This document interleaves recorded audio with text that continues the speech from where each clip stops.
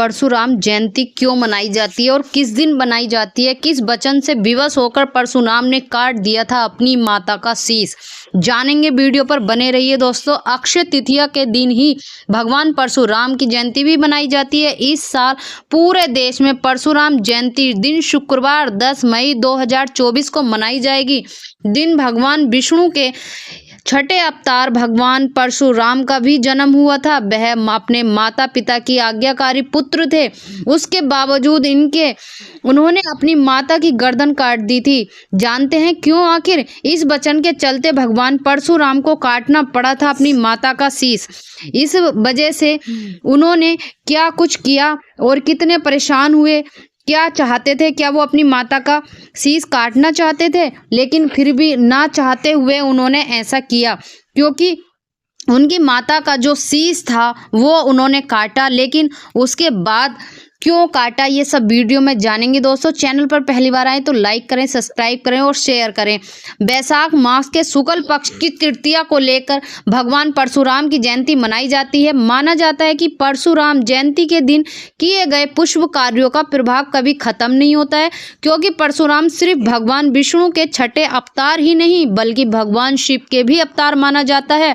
भगवान परशुराम ने ऋषि जन्म दिग्गिन और रेणुका के घर जन्म लिया था। परशुराम अपने माता पिता और चौथी संतान थे। साथ ही उन्होंने न्याय के देवता भी माना जाता था। बावजूद इसके उन्होंने अपने पिता के वचनों का पालन करते हुए अपनी माता का शीश काट दिया था, क्योंकि काटना पड़ा था माता का शीश। ब्रह्मवेद पुराण के अनुसार परशुराम को उन्होंने पिता ने एक बार यह आज्ञा दी कि वह अपनी माता का वध कर दें, और उन्होंने पिता के वचन का पालन करते हुए परशुराम ने अपनी ही मां का सिर धड़ से अलग कर दिया। परशुराम को आज्ञा का पालन करते देख उनके पिता बहुत प्रसन्न हुए और वरदान मांगने को कहा।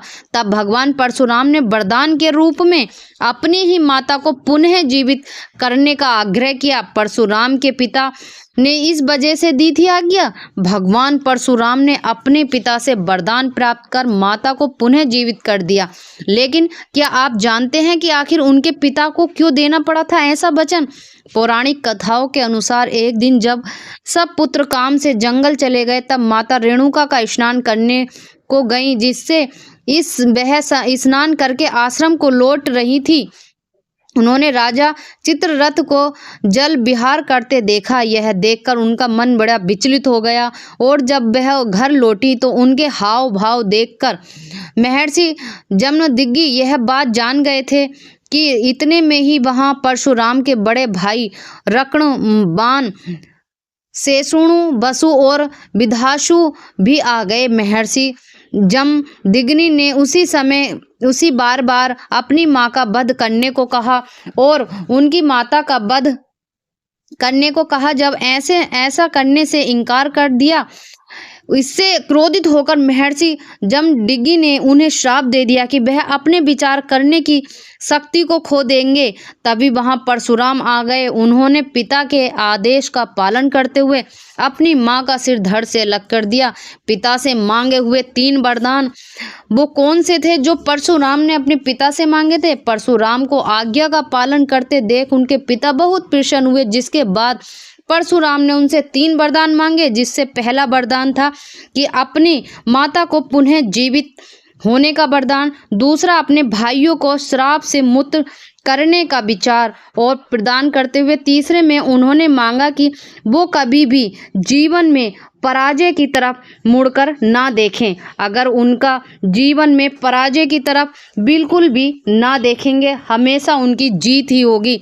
ऐसे में उन्होंने देखा, और वो यही भगवान के रूप में भी पूजे जाते हैं। परशुराम जयंती जिस विधि विधान से पूजा अर्चना की जाती है, और इसमें विधि विधान से पूजा कर लंबी आयु का वर परशुराम जी देते हैं। साल 2024 में शुभ मुहूर्त बहुत ही अच्छी घड़ी में है, जिसमें आप लोग पूजा कर सकते हैं। और इस दिन परशुराम जयंती 10 मई को मनाई जाएगी, जो अक्षय तृतीया के दिन आती है। इसलिए हर साल अक्षय तिथि पर ही परशुराम जी की पूजा आराधना की जाती है। इसका शुभ मुहूर्त दोस्तों नोट कर लीजिए, प्रातः 7:14 से 8:56 तक है। तृतीया तिथि का प्रारंभ होगा 10 मई को 4:16 से हो जाएगा और अगले दिन यानी 11 मई को सुबह 2:50 तक यह तिथि व्याप्त रहेगी। परशुराम जयंती की पूजा विधि कैसे करते हैं? परशुराम जयंती के दिन स्वस्थ होकर बाद घर को पूजा स्थल को साफ सफाई करनी चाहिए। इसके बाद पूजा स्थान पर परशुराम जी की तस्वीर या प्रतिमा स्थापित करें। परशुराम भगवान जी की पूजा अर्चना मंत्र